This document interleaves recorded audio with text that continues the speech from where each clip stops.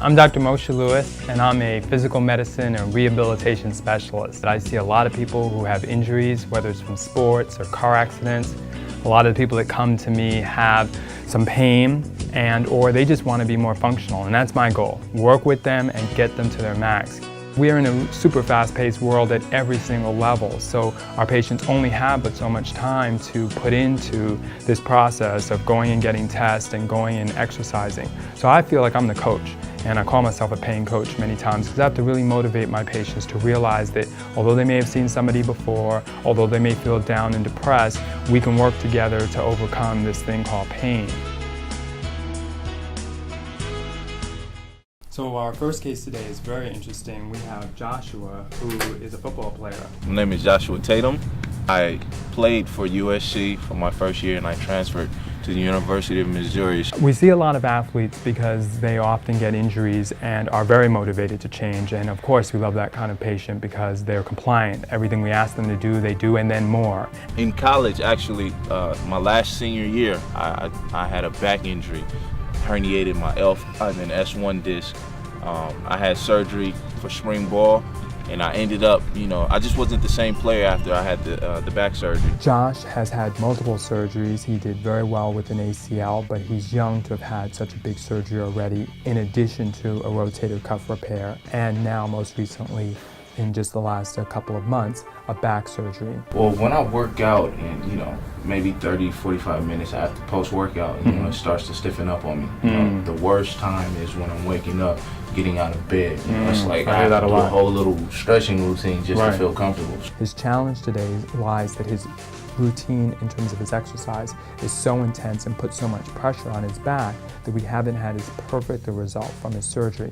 We can also focus on some of the core exercises of his abdominal muscles and some of the obliques, and also some of the back muscles like the multifidi, to really strengthen his back so that he doesn't A, continue to have so much weight to carry around, but B, have muscles that are becoming weak and causing more pressure on his spine. We'll have you meet with Mikkel, who does acupuncture, and analyze and see if that may be helpful. Essentially, if there's some muscles in there that feel really tight. Acupuncture basically utilizes the body's own energetic pathways to heal itself. In China, they believe in the energetic pathways, or meridians, where they say the qi, or subtle energy as we call it in the West, flows. There's literally a saying in Chinese medicine, where there's pain, there's blockage; where there's blockage, there's pain. I take that to mean where there's inflammation, there's pain; where there's pain, there's inflammation. So we're going in to actually reduce the inflammation, reduce the pain.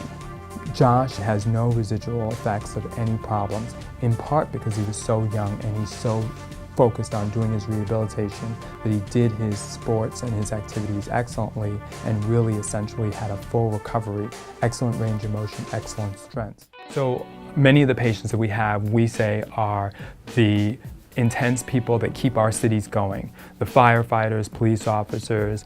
Varani, our next patient, is fascinating. She is in her 50s, she's a fire captain, and she looks like she's about 20. My name is Varani Steele Smalls, and I work with the fire department. I've been involved in firefighting since October of 1988. Varani is the captain of the fire department and had to go into a building essentially through a very small window. And because of logistics, she wound up falling through that window and landing smack on her back. I just have made an executive decision that I'm the smallest person here, so what we're going to do is I'm going to go through the window because I'm going to need my medics to move in quickly and work. So when I start getting in the window and I look down, it's kind of deep. I'm thinking I don't want to go head first in, so I'm going to turn around and I'm going to let him hoist me up. I'm going to catch the windowsill and then I'm going to jump down. It's a pretty high jump, but that's what I decided I was going to do. Well, when he was trying to hoist me up and I was trying to turn around, I didn't quite catch the windows.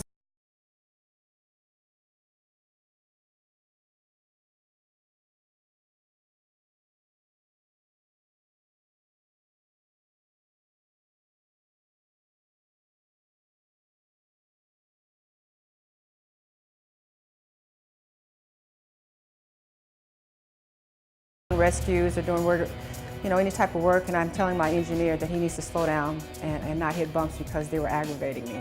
That she was telling me that sometimes when people hug her, it hurts. that means that she's got nerves that are at least being irritated, if not pinched a little bit, and that she's a candidate for injections. And so we talked about the fact that these injections are very small, very easy, can be done in less than 5 minutes, and help take away some of that pain. This is the first time I ever met Dr. Lewis, and I was given a little background history on me, and it's almost as if I have been talking to him about my condition all the time, because he just hit right on the head. And these are things that my doctors really haven't tried yet. So that as we send her through acupuncture and some more physical therapy, she won't have that chest pain that she's experiencing now. And hopefully when people hug her, it won't actually hurt.